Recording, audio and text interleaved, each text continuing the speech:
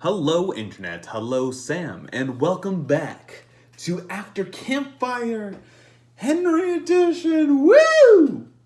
Anyways, I'm back. It's been a weird week. Just got back home from a game night thing with a friend of mine where we were playing Arkham Horror, and I exploded myself to kill all the spiders in order to assure our victory. And it was fun. It's a fun weekend. Yeah, that's what I did today. I did something fun yesterday and I can't remember what it was. Oh yeah, the new set of Keyforge came out this week, and it was fun. And me and two friends played a bunch of Keyforge last night and Pokemon. I will talk about Pokemon in a second. Pokemon came out on Friday or Thursday for West Coast land at 9 p.m. Did something else on Friday? I think I just played a lot of Pokemon on Friday, pretty much all day. But yeah. Cool. This was a weird week. Henry's diary of keeping on being an adult and stuff and things.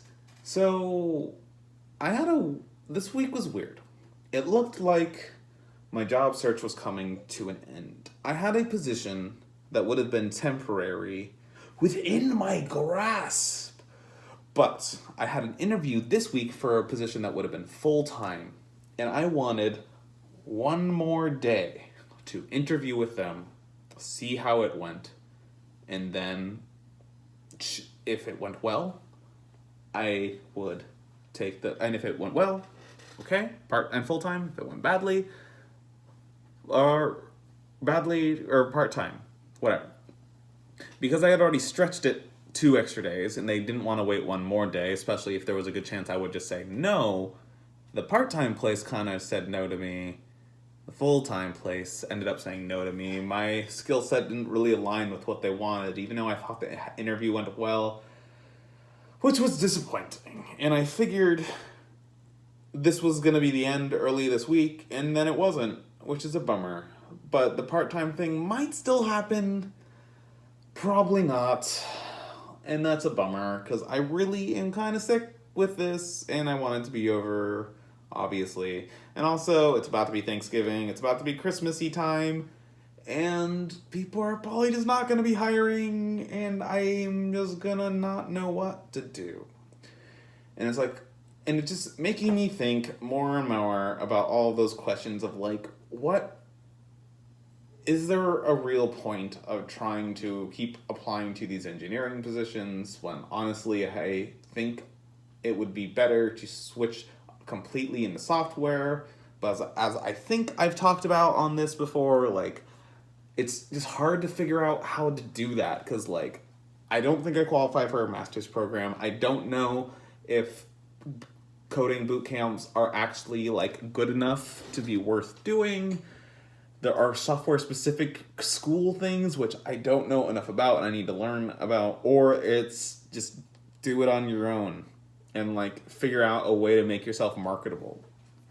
And that's hard, because that requires a crap ton of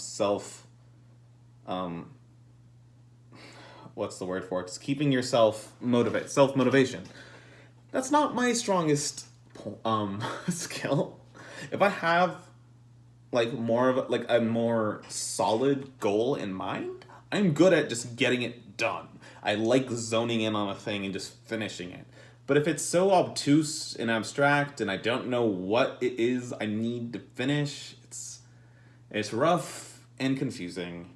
And that's basically my synopsis of the year. I feel like that should be my question. It will be my question. Spoilers. Yeah. Yeah, that was good. I didn't have a question ready, so I'm glad I thought of one early. So my question to Sam, which I basically answered when I asked it, was just, what is something that was brought back from the dead, essentially, that kind of surprised you by how satisfied you were by it? And I brought up having seen Terminator, the new movie, and what was the other one?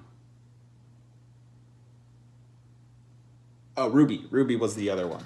And how the new Terminator movie and the new Ruby season premiere, they weren't incredible, but they were both good in ways I was not expecting them to be, and I'm very happy that they were good because I would love continuations of them.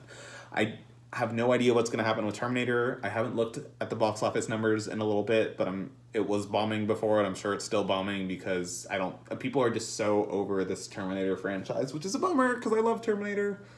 And Ruby's second episode was even better than the first, and it's still just set up, which gives me a lot of hope. And episode 3 came out, and I have to figure out a way to watch that, so I'll probably watch that after this if I can figure it out. But Pokemon came out. Pokemon came out on Friday, and there has been a lot of controversy surrounding this game. And it's fun, because I feel like usually every time there's a big release of a thing, it's always my off week for After Campfire. It's almost never like the weekend I was supposed to do it. Like, I could have done this on Friday, but I was playing Pokemon and I didn't want to. A lot of controversy around the new Pokemon. One of which being Dexit, which I don't know if I've talked about on here before. And for those who are not in the know, Dexit is a joke on Brexit and the Pokemon National Dex being cut, aka not every Pokemon that has ever existed will be in this game, which is a big deal because it's never happened before. And sure, on one hand, there's almost 1,000 Pokemon now. Eventually, Pokemon needed to cut eventually the Pokemon Company needed to cut some of the Pokemon. No, they didn't. They were using all the same models. They're using all the same animations.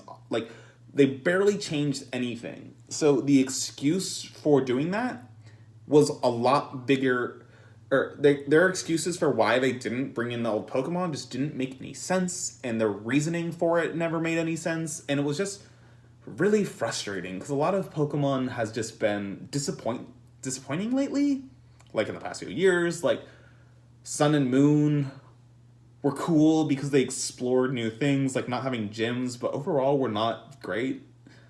And Sun and Moon didn't fail to live up to everyone's concerns. It was very mediocre. It's still a Pokemon game. It's still fun, but holy crap is it short. Like, I finished the campaign in 16 hours, and the after stuff I was done with in 18, like total. 18 total to beat the entire game. I literally restarted the game already to start over, and I'm at the first gym again. And this game came out on Friday. Technically, I got it Thursday at 9 p.m., and I played it for 2 hours that first night. But I already beat the game and then some. And to be fair, I am the kind of person that when I get a new game, I beat it super fast. I almost beat every game, maybe the weekend or so I get it. But most Pokemon games, I think usually take me, my first run, maybe 25 hours at the least. And this is the first home console, big Pokemon, and it was supposed to be big, and it wasn't big, and that's lame.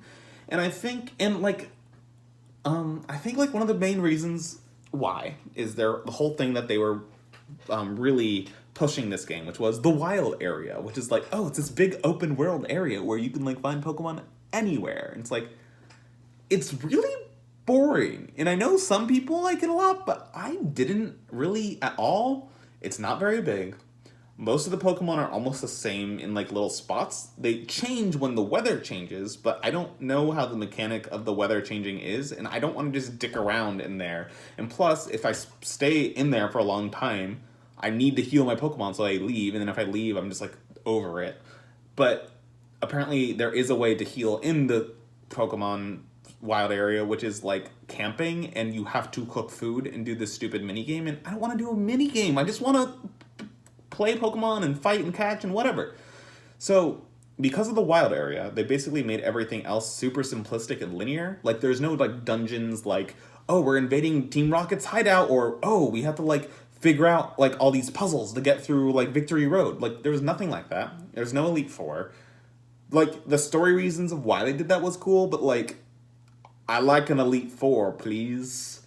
There's just the antagonist, the story of Pokemon is never important, but it was even more hollow and pointless than usual. They basically don't acknowledge it until, hey, look, we're at the end. I guess we should do the story for 5 minutes. Cool. It's super dumb and simple and fast, and I've seen this current reviewer that I like in almost every regard except for this one call it streamlined. But it's like, it's not streamlined, it's just quick and oversimplified and dull. It's just, as a person who's been a Pokemon fan since Gen 1, I really just want more. And although I had fun with it because it's a Pokemon game and the average Pokemon game is still a fun game, I want more. But who knows? It's funny because I can kind of protest the game and still and still get the game at the same time because I'm Henry, and until now I have bought both versions of every single Pokemon game, and by not buying Shield, I am giving them one less sale than they ordinarily would have had, and I'm still playing Sword. So cool. So yeah, that is a game that I wish lived up to my expectations, but it also wasn't dead for a while, so it didn't really fit my question. But I was going to talk about it anyways, so that was my answer to my own question. Sam's question for me is stupid for me, because he asked, how do you decorate your place? Or how should he decorate his place? Which is weird, because Sam usually is like, yeah, I got, like, this band poster and these hockey posters. I'm like, don't you just, like, take those from your old place and hang them back up? Like, I don't understand. I don't decorate much. Almost every time I have someone visit here, you're like, wow, Henry, you should really decorate more. Like here, you can see most of my walls are completely barren. In front of my desk, I do have this fun Kurtzagot calendar. It's fun. This one's about human civilization. I already bought the one for next year, which is about future technology. But, like, most of my, like, decorations are just my large assortment of games and things. Like, under my TV and to the side are just, like, tons of, like, games or, like, video games, board games, card games. All of my One Piece manga.